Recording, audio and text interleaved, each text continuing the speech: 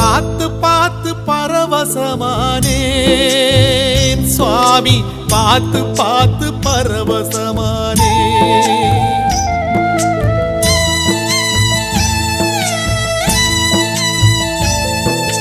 பார்த்து பார்த்து பரவசமானேன் சுவாமி, பார்த்து பார்த்து பரவசமானேன்.